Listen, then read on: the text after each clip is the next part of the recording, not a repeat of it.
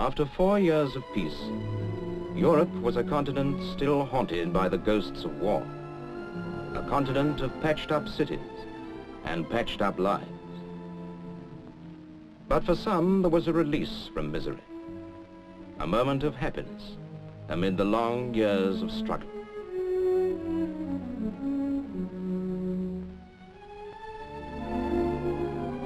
But for others, for so many others, the waiting was endless.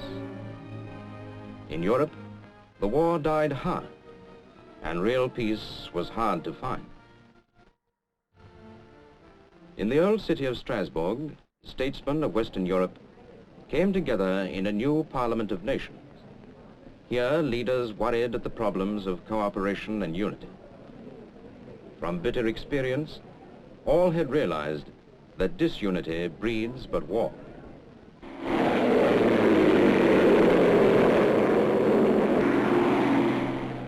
Meanwhile, off the shores of Europe, military and naval leaders studied methods of preserving peace the hard way. On the open seas, the combined fleets of Western Union were testing its defenses in the biggest air and sea maneuvers since the war.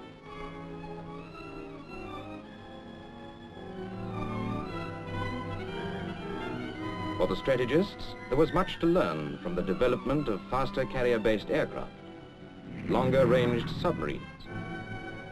Much to learn under the looming shadow of the atomic bomb.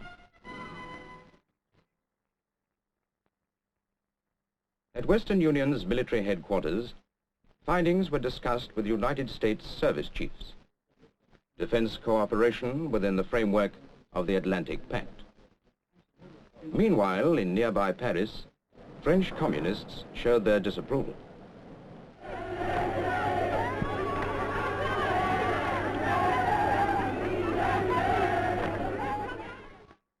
At a British Labour Party conference, Ernest Bevin, defending the Atlantic Pact, said, "The only time this pact can come into play is if there is an aggression. Now, fellow delegates and friends, there's going to be no aggression by us. But assuming Germany again became, 20, 30, 40 years' time, an aggressive nation, you never know. It may be one country today, another tomorrow. But it's a permanent warning to any aggressor in Europe who think that aggression can pay and won't be resisted."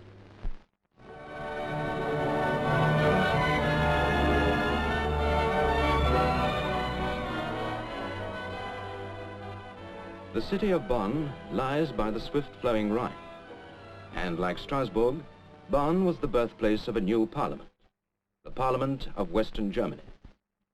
Here, German statesmen put their signatures to their first democratic constitution since that of the Weimar Republic. And, like that of the Weimar Republic, it was signed under the watchful eyes of occupying powers. The American High Commissioner said, 45 million Germans will shortly commence the task of governing themselves.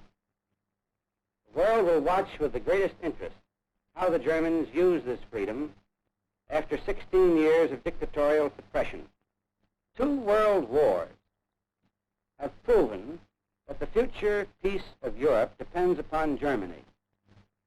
It ought not require further violence to convince the Germans that their bid for European and world domination is forever over.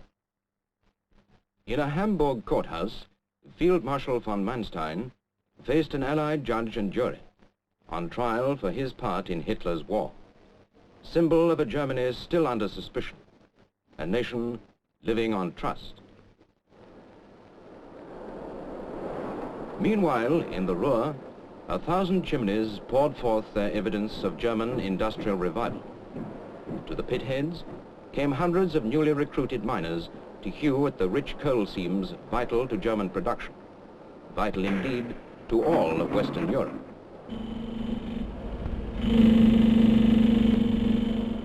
In foundries, once targets for Allied bombers, Ruhr workers were reaching targets of their own.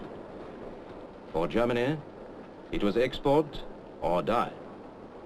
A curtain of smoke stretched across the Ruhr, but here and there it lifted to reveal areas lifeless and sterile. There, Allied sentries stood guard over war plants scheduled for dismantling, which, in the view of some Germans, meant strangulation of production and recovery. Nevertheless, at its trade fairs, Germany had much to display. Here, the world was offered a vast parade of goods from her heavy and light industries. Foreign buyers could take their pick, from traditionally famed German fine lenses and precision instruments, and from a whole range of luxury articles showing ingenuity and enterprise. Such was the picture of prosperity that Germany displayed to the world. But behind it lay another, a picture of strange and disturbing contrast. For though the shops were stocked with goods from the factories, full of food from the farms, most Germans could only stand and stare. And though the home of their new parliament was rising impressively, the home of most Germans was but a patched-up ruin or a tin hut. Yes, Germany was a land with two sides to every picture.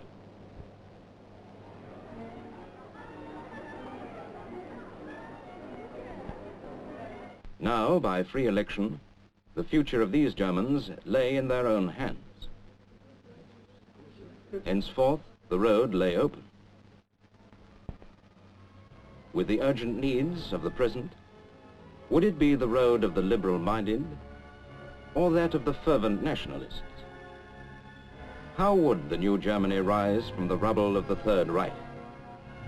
Under the guidance of a democracy or under the spell of another dictator?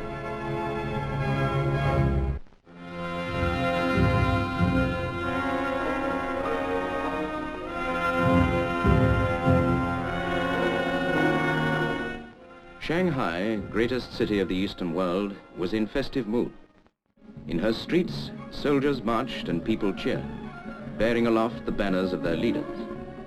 But these were no longer the pictures of Chiang Kai-shek, for Shanghai was now in the communist fold, and China's nationalist armies had been scattered to the remote corners of the south. On the other side of the world, the British frigate Amethyst docked at Devonport. Her daring escape from the red-blocked Yangtze had aroused the admiration of the Western world. Thousands gathered to give ship and crew a welcome home.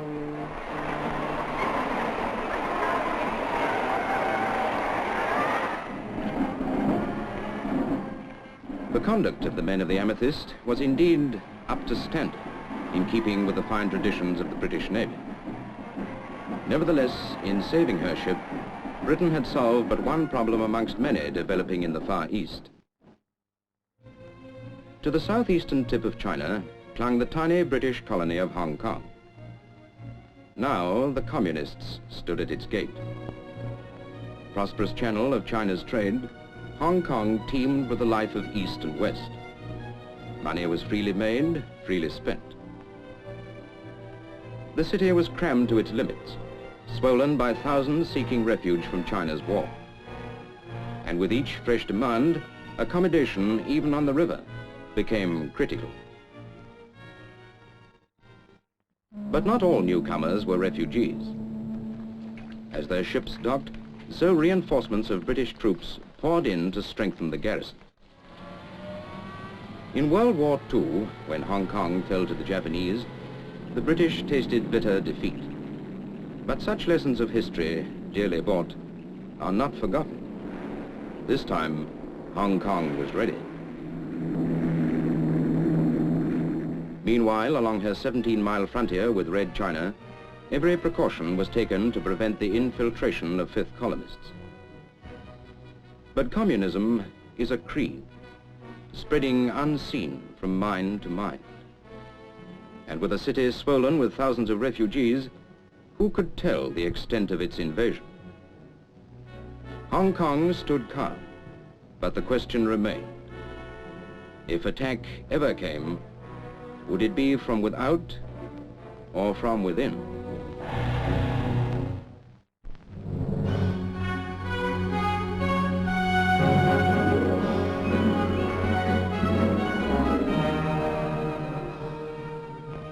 4th UNO Assembly.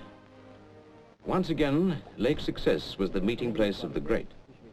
Statesmen greeted statesmen with a certain knowledge of future clashes to come. Yet other meetings were claiming the real attention of the world, for elsewhere in the United States, decisions were made vital to the whole of the Sterling area, to the lives of millions of the world's peoples. For months, the bell had tolled, months of growing crisis. In London, Commonwealth experts had met to exchange views on economic difficulties. And one problem was common to all, the problem of the all-important dollar. For each, it was the same story, a story of working millions, of peoples producing, striving, and sacrificing, but with final victory seeming ever beyond their grasp. One factor was the post-war crop of strikes, some passive and some violent. Often there was force, raids, and mass arrests. Often strong measures and bitter feelings. But whatever the nature of the strike, the effect was always the same. Static mine shafts and silent factories, stopped transport and idle workers. The Beaver Bray, in from a strike-bound Canadian harbour, caused paralysis throughout the port of London. For days the dockers were out, and the result was uncertainty and confusion. At meeting after meeting, strikers wrangled, torn between those who clamoured for a return to work and those who claimed injustice. But in spite of such disturbances, the majority of British workers stood firm behind the drive for production.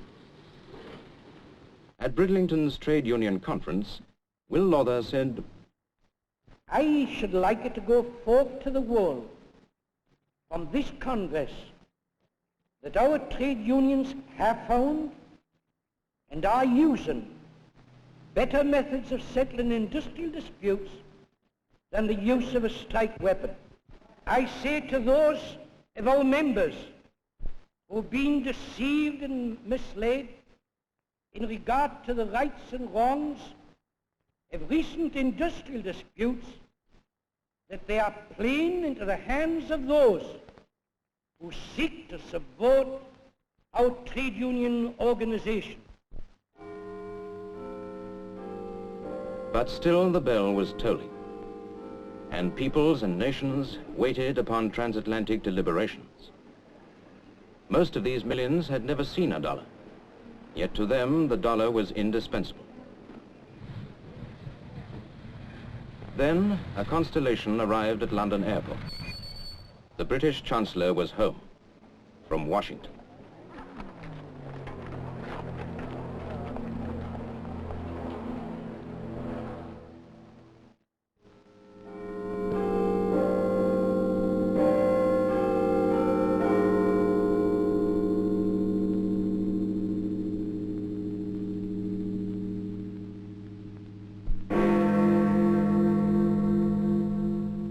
Devaluation for the pound.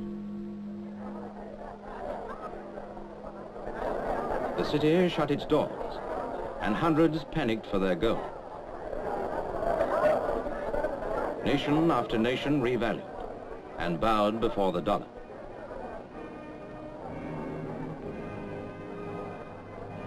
When next the bell tolled, would it be a summons to further crisis or appeal for economic victory?